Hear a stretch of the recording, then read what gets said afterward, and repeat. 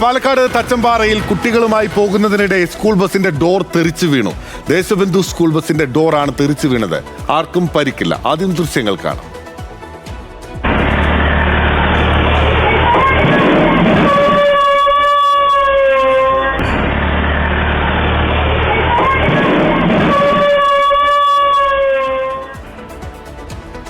വിവരങ്ങളുമായി ആയിഷത്തുൽ ഷംന നമുക്കൊപ്പം ചേരുകയാണ്. ആയിഷത്തുൽ ഷംന, എപ്പോഴായിരുന്നു, എങ്ങനെയായിരുന്നു അപകടം?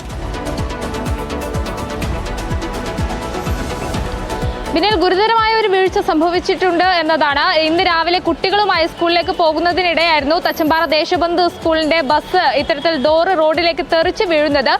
ആ സമയത്ത് നിരവധി കുട്ടികൾ സ്കൂളിലേക്ക് നടന്നു പോകുന്ന ഒരു വഴി കൂടിയാണ്. ആ സമയത്ത് എന്തായാലും ഈ വഴിയാത്രക്കാരോ കുട്ടികളോ അവിടെ ഉണ്ടായിരുന്നില്ല എന്നത് വലിയ ഭാഗ്യമായി. ഈ സ്കൂളിന് ഈ ഫിറ്റ്നസ് പരിശോധനയൊക്കെ കഴിഞ്ഞ ദിവസങ്ങളിലായി എല്ലാ സ്കൂളുകളുടെയും പരിശോധന പൂർത്തിയായതാണ്. ഈ ഘട്ടത്തിൽ ഈ സ്കൂളിന് ബസ് ഉണ്ടായിരുന്നില്ല. പിന്നീട് അടിയന്തരമായി ഈ സ്കൂൾ തുറക്കുന്ന സാഹചര്യത്തിൽ അടിയന്തരമായി താൽക്കാലികമായി മറ്റൊരു സ്കൂളിന്റെ ബസ് കൊണ്ടുവന്നതാണ്.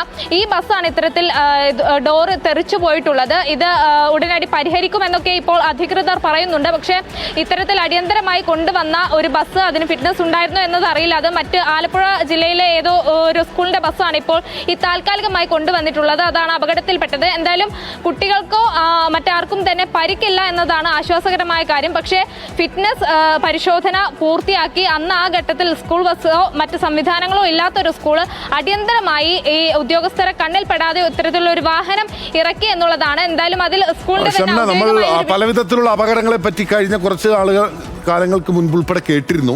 സ്കൂൾ ബസ്സുകൾ അപകടത്തിൽപ്പെടുന്നത്, ഫിറ്റ്നസ് ഇല്ലാത്ത ബസ്സുകൾ, പ്രത്യേകിച്ച് ഈ സ്കൂൾ ബസ്സുകൾ ഇറക്കുന്നതിന് സാമ്പത്തിക സഹായങ്ങൾ അല്ലെങ്കിൽ ടാക്സ് ഇളവുകൾ ഉൾപ്പെടെയുള്ള പല കാര്യങ്ങളും ലഭിക്കുന്നുണ്ട്. അപ്പോൾ ആ വിധത്തിൽ ഇളവുകൾ ലഭിക്കുന്നത് നമ്മുടെ കുട്ടികൾക്ക് സുരക്ഷിതമായി യാത്ര ചെയ്യുന്നതിന് വേണ്ടിയിട്ടാണല്ലോ.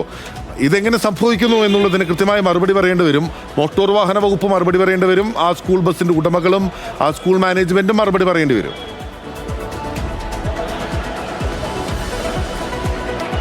തീർച്ചയായും. കാരണം കഴിഞ്ഞ ദിവസം തന്നെ ഈ സ്കൂൾ തുറപ്പിന് മുമ്പ് തന്നെ ജില്ലയിലെ എല്ലാ സ്കൂളുകളിലും ഇത്തരത്തിൽ ഫിറ്റ്നസ് പരിശോധന നടത്തിയിരുന്നു. അന്ന് ഫിറ്റ്നസ് ഇല്ലാത്ത സ്കൂളുകൾക്ക് കർശനമായി തന്നെ MVD നിർദ്ദേശവും കൊടുത്തിരുന്നു. അത്തരം ബസ്സുകൾ സർവീസ് നടത്താൻ പാടില്ല എന്നുള്ളത്. അത് മറ്റെല്ലാ സ്കൂളുകളും പാലിച്ചു പോരുന്നുണ്ട് എന്നാണ് കരുതുന്നത്. പക്ഷേ ഈ ദേശബന്ധു എയ്ഡഡ് സ്കൂളാണ്.